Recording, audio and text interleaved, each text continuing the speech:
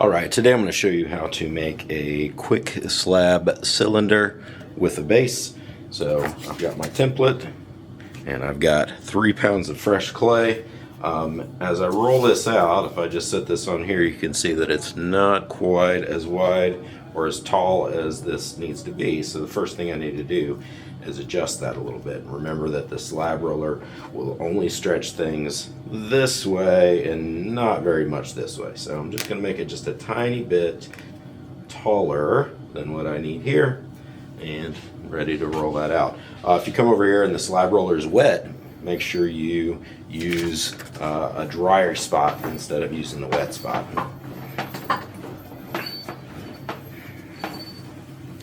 Again, the main way you can mess up your slab is letting this canvas get wrapped back around there. So make sure you lift it up as you unwind it.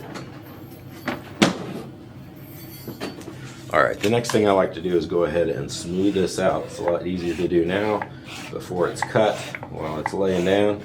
And at this point you can transfer this back to your table so that somebody else can use the slab roller.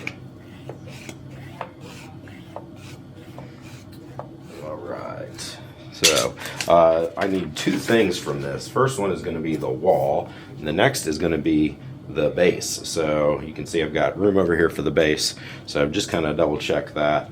I can use this pipe to just kind of make sure that I've got enough room for that. So I'm going to carefully cut out the wall.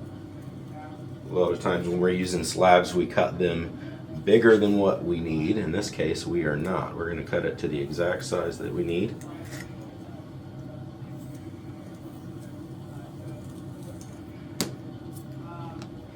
And always making sure to go ahead and reclaim any of this clay that we take off of here. We're going to use a little bit of it for the coil that we need inside.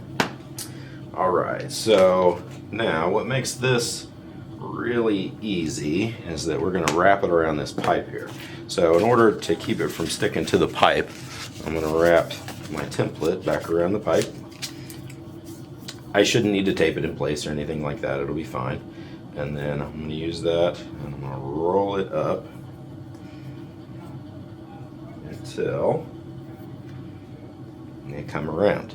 And as you can see, it's a little bit long. We left it a little bit long on purpose so that we can make sure we got just enough. So when I cut this to get it to fit, I'm going to cut through both of these pieces. And I may have to go back and forth and do this a couple times in order to get this to fit, but now I'm going to take that piece out, make sure my paper's not in the way, and I'm going to check it again. Alright, looks like I could take just a little bit more off of that to get it to fit in there. So I'm just going to cut a little bit off of one side this time.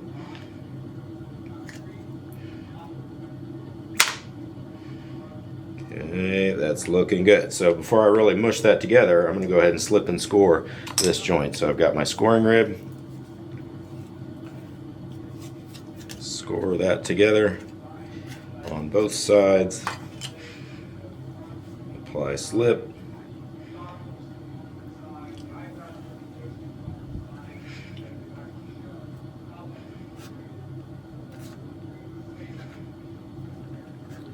And make sure my paper's not getting in my way.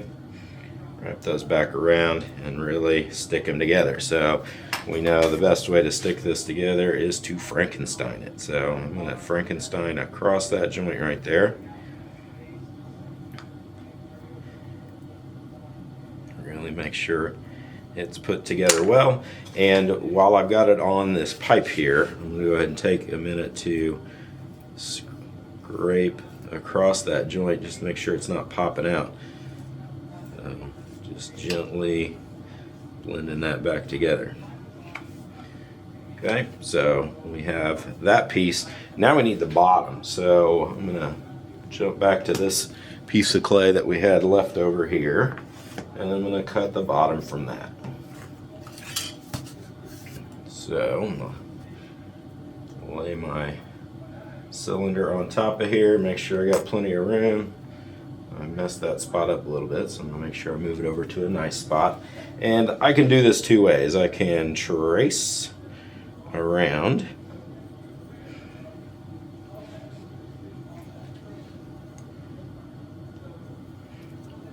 remove this, and then cut that. Or you could leave it on there, but you kind of run a bigger risk of messing up your the side of your wall there. So I like to take it off of here, cut this around.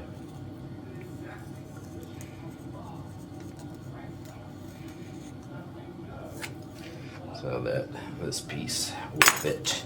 All right, some more scoring, and I'm gonna go a little bit further in than I know that I need for my wall, because, and I'm gonna go ahead and go a little bit heavier on the slip, because I'm gonna have to put a coil down inside of here, and if I already have some slip in there, that will help things along a little bit. So I'm just gonna come in just a little bit more than what I know I need to.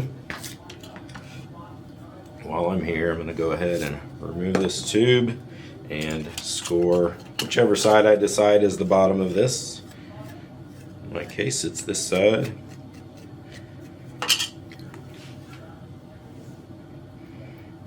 Apply slip, and obviously you can see my template paper is still in there. I'm going to need to get rid of that here in a second. If you don't have that template paper in there, it may make it really hard to come off the tube, so don't forget that part. Alright, and I'm going to really liberally apply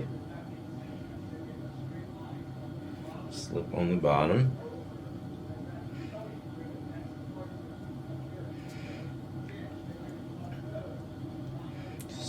Stick those two together. Now that I'm right side up, I can take the paper out.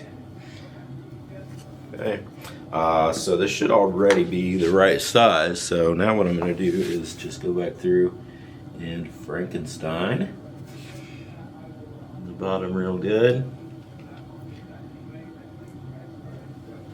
And then obviously I would want to come back in and fill those stitches back in, and I can, my goal is I don't want it to flare out at the bottom and look like it's been squished. So I would come back in and clean that up real good. Combination of wood knife, kidney scraper, whatever I need to get that. And I may have to come back and do that a couple times, but those stitches will really make sure this is locked together.